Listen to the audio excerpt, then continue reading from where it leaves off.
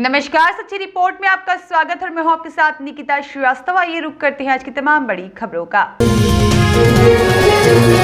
दिव्य ज्योति जागृत 20 संस्थान द्वारा संचालित 5 दिवसीय शीतकालीन शिविर का आयोजन Ashutosh park Chaupasni housing board में किया जा रहा है, जिसमें कई बच्चे भाग ले रहे हैं। बच्चे न सिर्फ मनोरंजन कर रहे हैं बल्कि मनोरंजन के साथ साथ कई जीवन कौशल, नैतिकता और आध्यात्मिकता से जुड़ रहे हैं। शिविर में द्वितीय दिवस विभिन्न प्रकार की शारीरिक एक्टिविटीज और व्यायाम करवाए गए। साथ ही नाश्ते में पौष्टिक और सात्विक आहार दिया गया, जिसमें दूध, दलिया, केला और स्प्राउट्स शामिल था।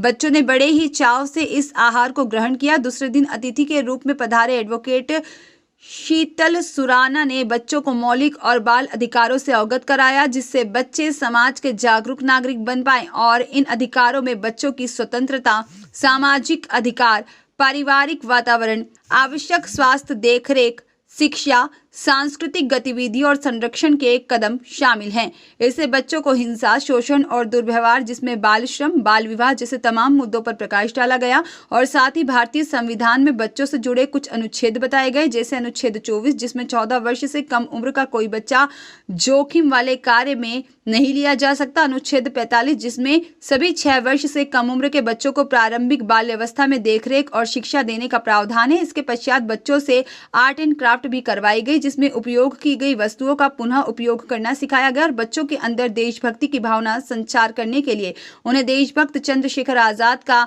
एनिमेटेड वीडियो भी दिखाया गया, जिसके माध्यम से बच्चों को देशभक्ति और उनके कर्तव्यों से परिचित करवाया गया। संस्था के प्रचारक साध्वी सुश्री पूनम भारती जी ने बताया कि हमें अपने विचारों से, अपनी सोच में स्वतंत्र रहना चाहिए, क्योंकि यह हमारे ग्रंथों में लिखा है। तुलसीदास जी कहते हैं, पराधीन सपनेहु सुख नहीं, क्योंकि पराधीन व्यक्ति को सपने में भी सुख नहीं मिलता और पराधीनता केवल बाहरी नहीं होती। आज के समय में हम देखें कि आज हमारा देश मानसिक गुलामी से जूझ रहा है, जिसके कारण सभी के जीवन में बहुत समस्याएं हैं और इन सभी समस्याओं के मूलभूत कारण भीतर की अशांति। जब तक भीतर से मन हमारा शांत नहीं होता, तब तक हम बाहर से स्वतंत्र रूप से नहीं जी सकते। इसके अलावा अन्य बहुत से मैसेज एक्टिविटीज के माध्यम से दिए गए। सुमति